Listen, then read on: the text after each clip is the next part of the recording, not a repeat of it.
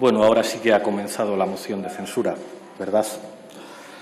Yo creo que es usted consciente, señor Casado, de que esta no es una moción de censura contra el Gobierno, es una moción de censura contra usted.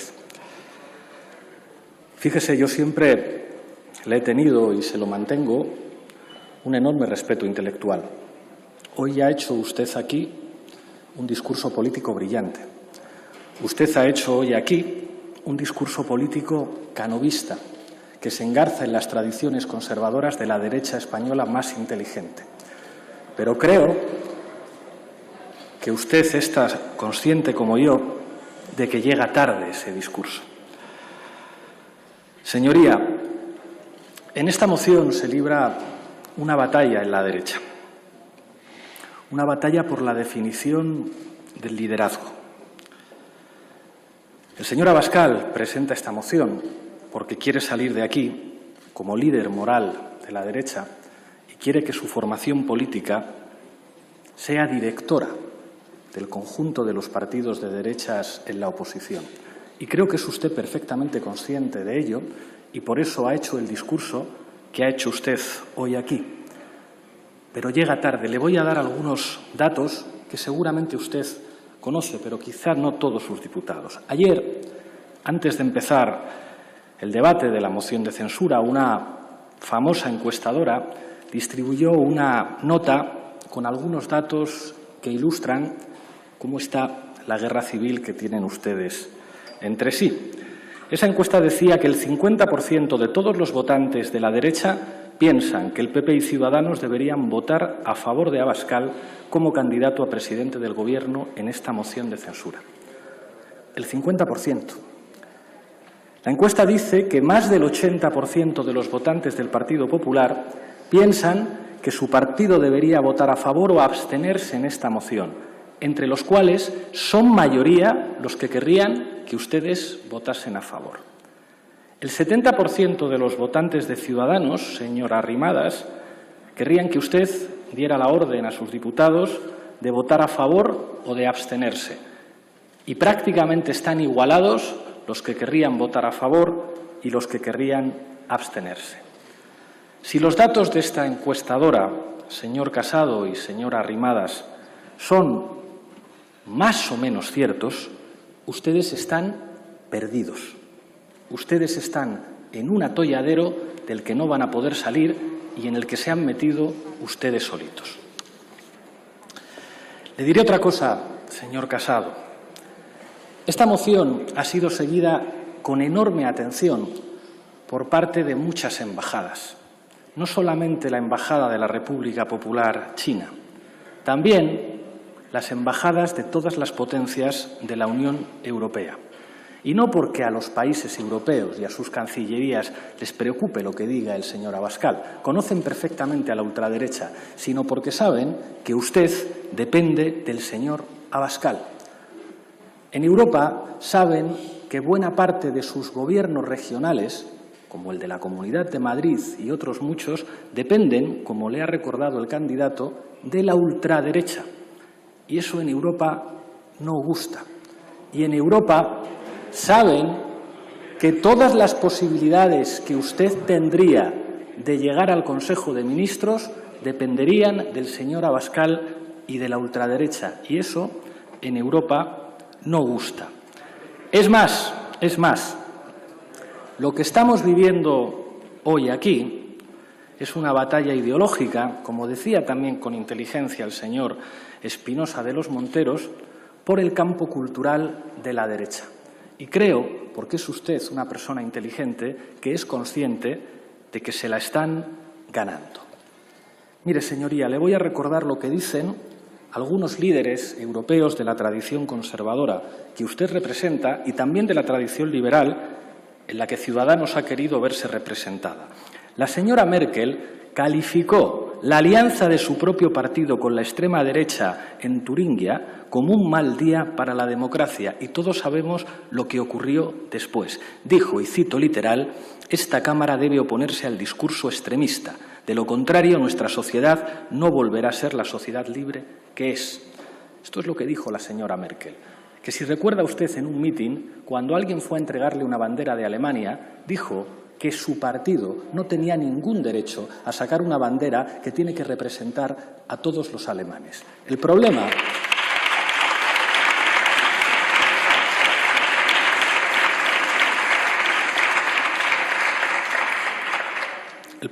es que es demasiado tarde para que ustedes actúen como la democracia cristiana alemana.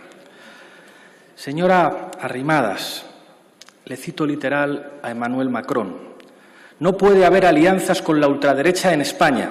Miramos lo que hace el Partido Popular, pero evidentemente también lo que hace Ciudadanos, con quienes tenemos vínculos amistosos desde hace tiempo. Cualquier alianza con la extrema derecha es muy grave. Una plataforma común entre Ciudadanos y la extrema derecha pondría en cuestión la cooperación política para construir un grupo centrista renovado en la Unión Europea. No se trata de una anécdota, es una de nuestras grandes preocupaciones. Francia no tendrá ninguna complacencia con estos acercamientos. Yo sé, señora Arrimadas, que usted piensa que Albert Rivera se equivocó acudiendo a la Plaza de Colón. Yo sé que usted está de acuerdo con el señor Valls, que quizá por ser más europeo que ustedes tuvo el instinto suficiente como para saber lo que significaba aquella foto en la Plaza de Colón. No se ría, señora Arrimadas, su resultado electoral tiene mucho que ver con haberse hecho una foto con la extrema derecha en la Plaza de Colón.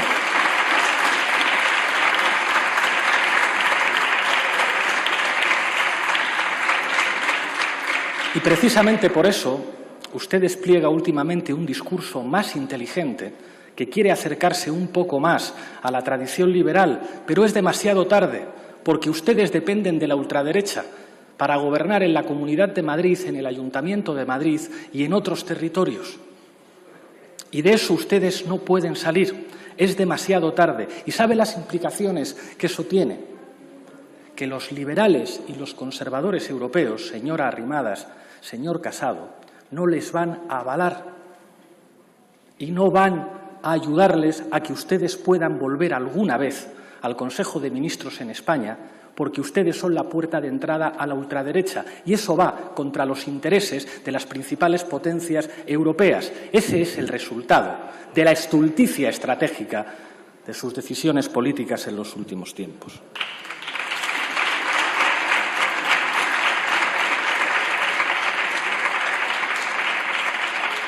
Le digo algo más. Supongo, señor Casado, que ha sido usted consciente de la reivindicación sin complejos del presidente Donald Trump que han hecho los candidatos de Vox. No sabemos lo que va a ocurrir en las elecciones estadounidenses, pero sospecho, y creo que usted también, que esta vez van a ganar los demócratas. ¿Usted cree que después de las elecciones de noviembre en los Estados Unidos, si ganan los demócratas, la diplomacia estadounidense puede entender que una fuerza política como usted llegue al gobierno de la cuarta economía de la zona euro dependiendo de la ultraderecha? Vaya posición estratégica en la que han quedado ustedes, señorías.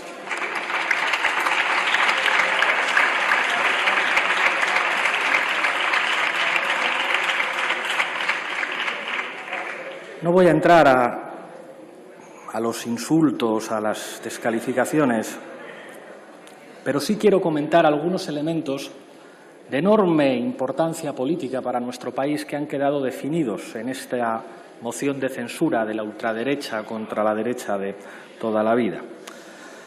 Ha quedado certificado aquí el fin de las condiciones de posibilidad de una derecha mínimamente moderada en España. Esto no es algo nuevo, esto forma parte de los problemas históricos de la derecha. La derecha española más inteligente siempre reivindicó a Cánovas y el legado teórico de Donoso Cortés. El problema es que demasiadas veces en la historia se vio de frente a su propio inconsciente, a su propia naturaleza. Porque estos señores surgen de ustedes, señor Casado. Y estos señores, por desgracia, representan un inconsciente capaz de ganarles a ustedes la batalla ideológica. Yo sé, Pablo, que tú no eres un ultra, ni es una ultra la señora Ana Pastor, y hemos discutido a veces en privado, reconociéndonos como representantes de dos tradiciones políticas históricas en nuestro país que podían tener enormes diferencias. Silencio, por y que favor. Han vivido situaciones de enfrentamiento en el pasado enormemente graves, pero que al menos podían reconocerse y podían hablar. Y yo sé que a ti te gustaría que ese escenario fuera posible. Lo que pasa es que aliándoos con esta gente no habéis dejado espacio político en España para que haya una derecha canovista, democristiana, que pueda reivindicarse en la tradición teórica de Donoso Cortés.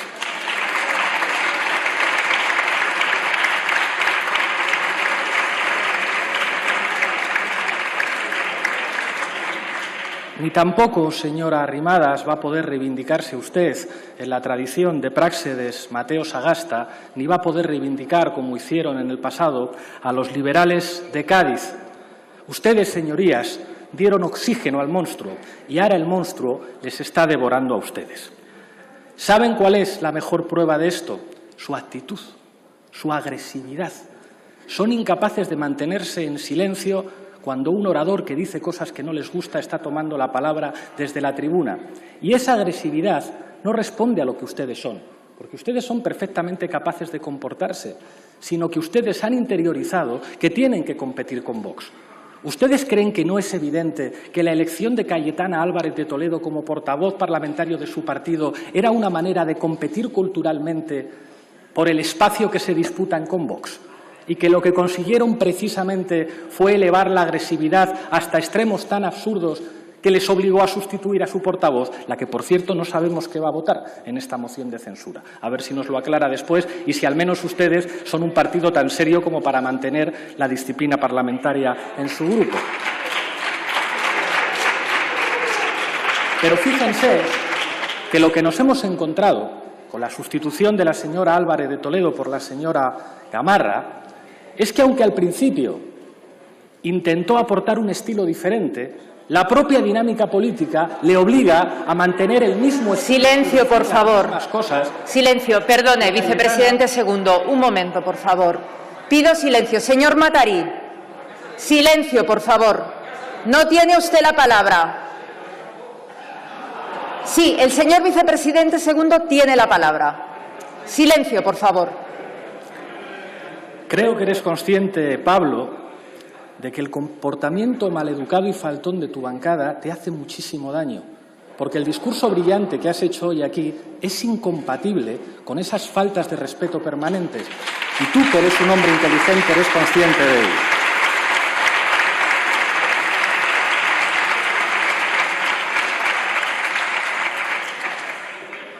Señor Casado, este camino no tiene fin. Ustedes no son una derechita cobarde. No lo son. Recurrieron el Estatut de Cataluña al Tribunal Constitucional. Recurrieron también al Tribunal Constitucional el matrimonio homosexual, colocándose en posiciones más conservadoras que las que está manteniendo ahora mismo nada más y nada menos que el Papa de Roma. Ustedes aplicaron con mano de hierro la austeridad, recortaron los servicios públicos, bajaron los impuestos a los ricos y destruyeron derechos laborales. Tienen bloqueado el Consejo General del Poder Judicial y su presidente en la Comunidad de Madrid ha declarado abiertamente que la oposición al terrible gobierno socialcomunista es ella, el rey de España y los jueces. Ustedes, señor Casado, crearon una policía política en el Ministerio del Interior para tratar de proteger a sus propios delincuentes y para tratar de fabricar noticias falsas contra los adversarios. Y a pesar de que han hecho todo eso, Vox le sigue llamando derechita cobarde. ¿No se dan cuenta que no tiene fin? Que por muy duros que sean sus parlamentarios, por muy maleducados, por muy faltones, por muchas barbaridades que digan sus senadores, por mucho que traten ustedes de ser más radicales que Vox, es imposible que en ese terreno de juego les ganen la batalla ideológica y cultural. Creo que usted es consciente, pero sabe que está atrapado, porque usted depende del señor Abascal para seguir gobernando, para tener alguna posibilidad de gobierno en España, y sabe además que en el reparto de posiciones ideológicas tienen todas las de ganar. Por eso ustedes y la señora Arrimadas están perdidos.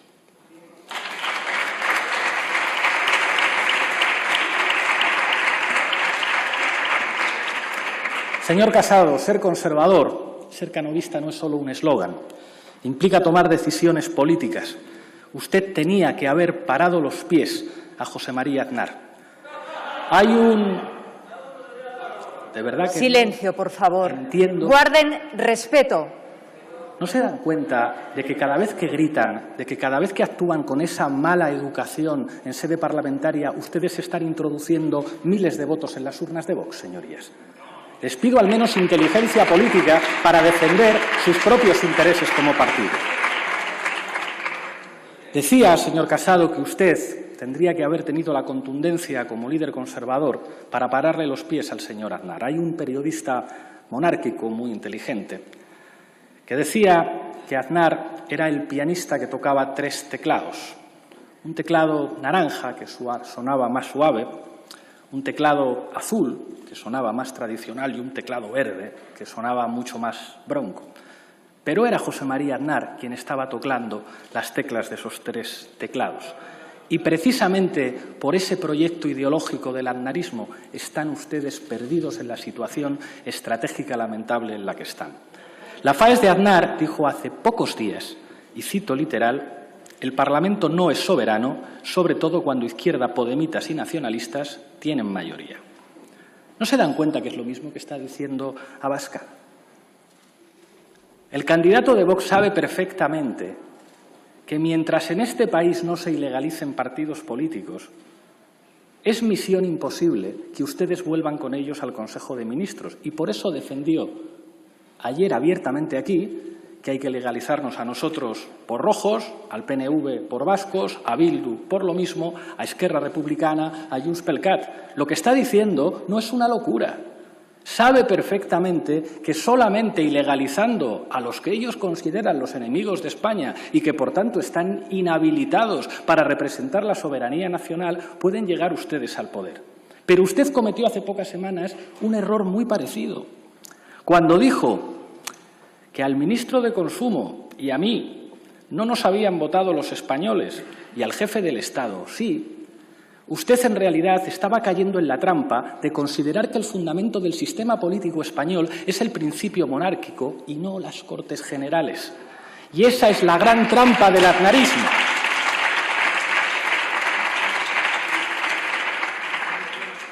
Señor Casado, la piedra angular, lo fundamental de nuestra democracia, de la que depende incluso la monarquía parlamentaria, son las Cortes. Las Cortes, no lo olvide, para ser canovista. Todo esto implica una conclusión muy evidente, y es que ustedes están inhabilitados para que lleguemos a acuerdos. Yo sé que seguramente usted está arrepentido y que si pudiera volver al pasado, igual que si la señora Arrimadas pudiera volver al pasado, comprenderían que cometieron un error enorme al darle alas a la ultraderecha. El problema es que desde el momento en el que ustedes gobiernan en las comunidades autónomas sostenidos por la ultraderecha y ustedes solamente podrían regresar al Gobierno de España dirigidos por la ultraderecha, con la ultraderecha dentro del Consejo de Ministros, ustedes saben que eso las potencias europeas, que eso unos Estados Unidos con un presidente convencional, que eso la propia mayoría de la sociedad española e incluso la mayor parte de los empresarios que saben que este país necesita una mínima estabilidad no lo van a consentir. Y eso es lo que le coloca a ustedes en una posición estratégica imposible. Hay algo que no termino de entender. Es evidente que cada vez que Vox defiende a la monarquía, está acortando la vida de la monarquía, van a terminar llamando de zarzuela diciendo, por favor, no me defiendan más ustedes, no me defiendan más. Se lo agradezco mucho, pero no me defiendan más. Porque en el fondo a Vox le da igual. Vox utiliza al rey de España como un significante identitario que serían capaces de echar por tierra cuando les deje de convenir. Porque no son monárquicos, son simplemente reaccionarios. Son perfectamente conscientes de que cada vez que identifican a la monarquía con la ultraderecha, lo que hacen es restar posibilidades de supervivencia histórica a la institución monárquica en España. A ellos les da igual, pero a usted no le debería dar igual. Cada vez que usted asume que la monarquía en España solamente es un referente ideológico de la derecha y del campo de los partidos de la derecha, usted construye un bloque monárquico minoritario. Y yo, como republicano, no debería decirle esto, pero como vicepresidente del Gobierno se lo tengo que decir. Respete usted la monarquía constitucional, señor Casado.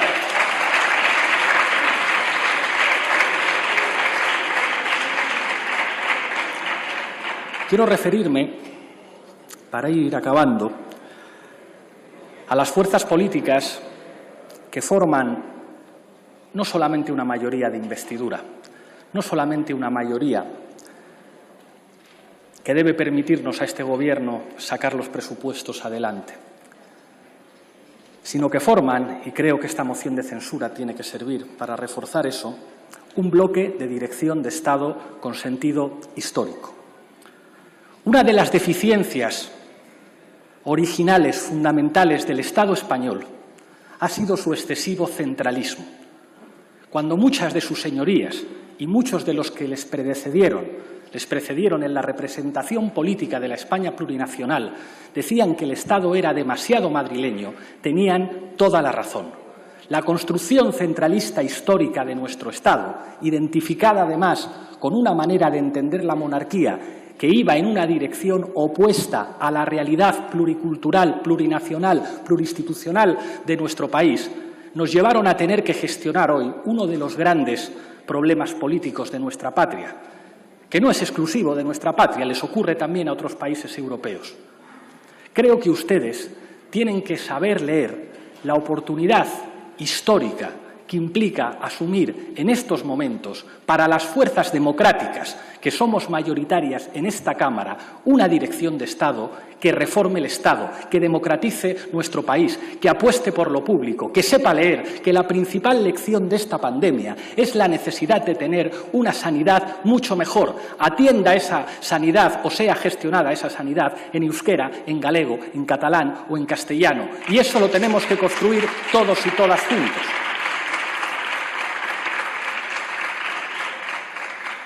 Miren, señorías, yo soy madrileño, pero me siento orgulloso de que en mi patria se hablen diferentes lenguas. Me siento orgulloso de que haya una pluralidad institucional en mi país. Me siento orgulloso, señor Rufián, de que la Generalitat catalana sea un patrimonio no de la democracia en Cataluña, sino un patrimonio de la democracia española.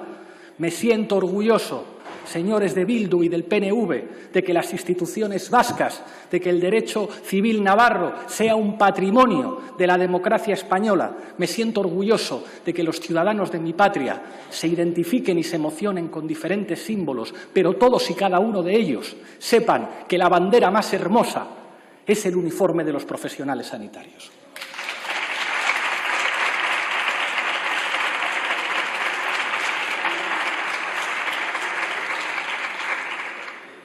Tenemos una tarea, señorías, que nos va a permitir y nos debe permitir afrontar las grandes debilidades estructurales de nuestro Estado. Eso pasa por iniciar un proceso de reindustrialización que pueda limitar las carencias históricas de un modelo económico que se basó demasiado en la dependencia del turismo internacional, que se basó demasiado en la construcción y en dinámicas de burbujas inmobiliarias que fueron la base material constitutiva de la corrupción. Apostar por un desarrollo sostenible, apostar por un modelo de país diverso, plurinacional, social en Europa que se parezca mucho más a España. Dicen algunos economistas que las grandes catástrofes, al contrario de lo que pudiera parecer, no convierten a los ateos en creyentes, sino que convierten a los neoliberales en neokeynesianos. Aprovechemos la oportunidad que muchos de los que nos precedieron no tuvieron de asumir las tareas históricas de España. Este Gobierno de coalición, el primer Gobierno de coalición de la democracia recuperada, no lo puede hacer solo, tiene que contar con ustedes, señorías.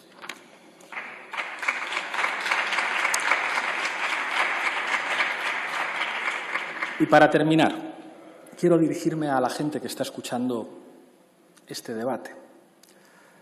A los jóvenes que sufren precariedad laboral, a los que han vivido ya 2 crisis seguidas y que ven con escepticismo y con incertidumbre el futuro, A las mujeres que lo tienen todo más difícil y que cuando logran los objetivos que se proponen con mucho esfuerzo, por ejemplo, llegando a ser diputadas en esta Cámara, hay algunos machistas que las desprecian diciéndoles que son floreros en manos de un hombre.